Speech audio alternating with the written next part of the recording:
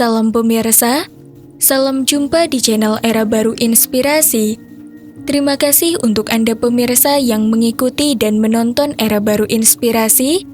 Era Baru Inspirasi akan membawa Anda memandang dunia. Pada episode Era Baru Inspirasi kali ini akan membahas tentang ramalan seorang nenek.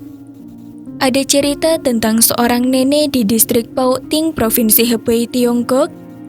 Nenek ini berasal dari Kabupaten Kaohsiung, distrik Pauting.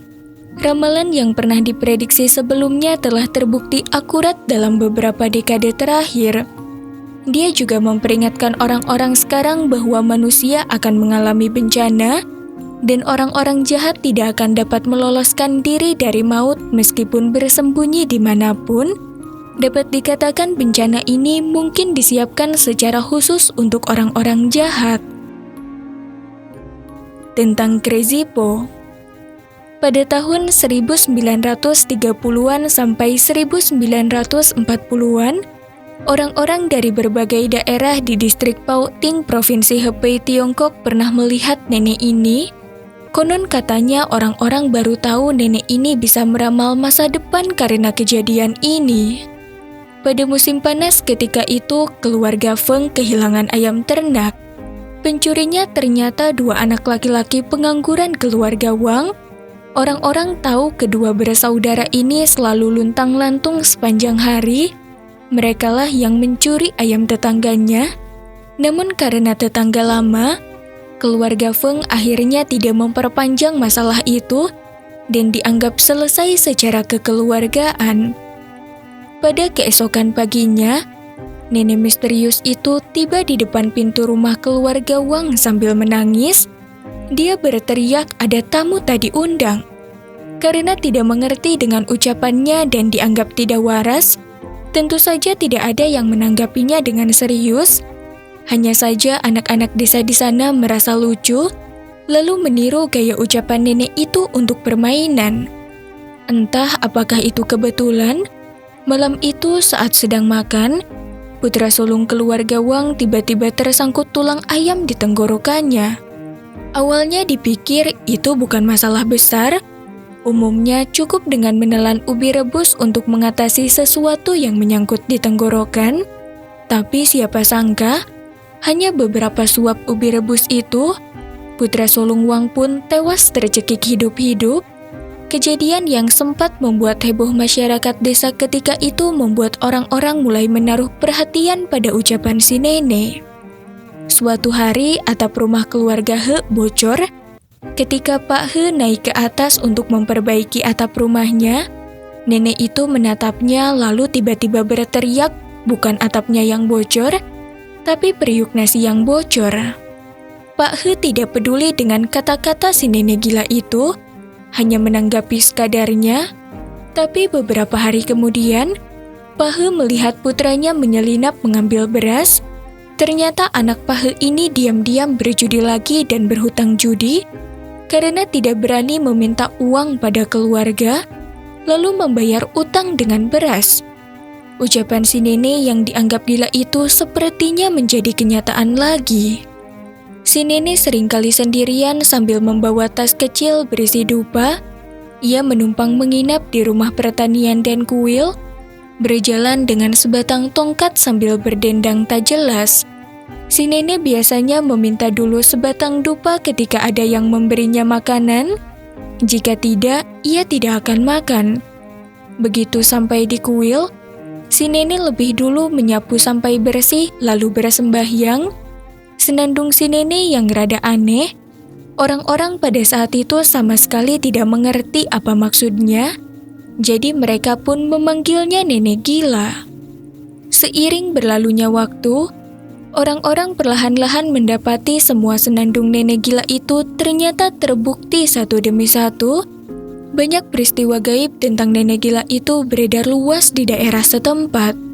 Suatu ketika, si nenek dicaci maki oleh preman kampung saat sedang berjalan. Si nenek hanya berkata, "Kamu jangan mencaciku, besok kamu akan tewas ditabrak mobil nyungsep di selokan." Benar saja, Preman itu ditemukan tewas tergencet mobil di selokan pada keesokan harinya. Seorang warga setempat menuturkan, ayahnya yang berusia 75 tahun pada tahun 2007 silam pernah melihat nenek itu secara langsung semasa kecilnya. Si nenek pernah tinggal di desa mereka untuk beberapa waktu. Saat itu ada beberapa remaja nakal yang kerap mengerjai si nenek. Ketika si nenek sedang bersembahyang di kuil, kawanan remaja nakal itu diam-diam menimpuk si nenek dengan batu bata dari belakang. Si nenek pun seakan bergumam, cepat atau lambat orang yang menimpukku pasti akan mati tertembak. Tak disangka, gumaman si nenek kemudian terbukti. Para remaja itu kalau bukan mati ditembak oleh Jepang, pasti tertembak mati peluru nyasar selama revolusi kebudayaan Tiongkok 1966 sampai 1976. Belakangan, ketika orang-orang membicarakan si nenek, banyak dari mereka akhirnya baru mengerti nenek itu ternyata bukan benar-benar tidak waras, tetapi seorang kultivator. Adalah dunia atas yang menyuruhnya memberitahu orang-orang tentang sesuatu, menuntun orang-orang yang baik hati di bumi ini. Ramalan si nenek. Ucapan si nenek yang sekadarnya itu beredar luas di kalangan massa karena tidak ada catatan tertulis, sehingga sulit untuk mengumpulkannya secara lengkap dan akurat. Di sini era baru inspirasi akan berbagi dengan pemirsa ramalan si nenek yang telah terbukti. Ramalan pertama, reformasi besar-besaran Republik Tiongkok, menghancurkan kuil, mendirikan sekolah, membangun seperti saat dihancurkan. Ini mengacu pada penghancuran kuil, membangun gedung sekolah di Republik Tiongkok, dan memang banyak di antaranya dibangun kembali untuk tujuan pariwisata. Ramalan kedua, di masa lalu menggunakan lampu minyak, tetapi sekarang banyak orang yang tinggal di gedung dengan lampu listrik. Ramalan ketiga, di masa lalu, status menantu lebih rendah dibandingkan dengan ibu mertua, namun sekarang terbalik. Ramalan keempat, di masa lalu, banyak anak tidak begitu penting, tetapi kini anak-anak dari setiap keluarga berencana dimanja laksana pusaka. Ramalan kelima, matahari terbenam ke timur.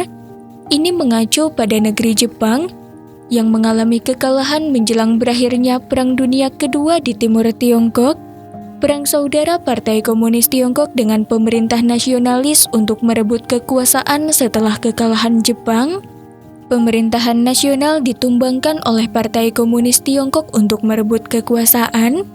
Gerakan politik yang berulang setelah Partai Komunis Tiongkok mendirikan kekuasaannya, yang telah menyebabkan kerusakan luar biasa pada produktivitas sosial dan menyebabkan tragedi kemanusiaan seperti bencana kelaparan besar 1958 sampai 1962.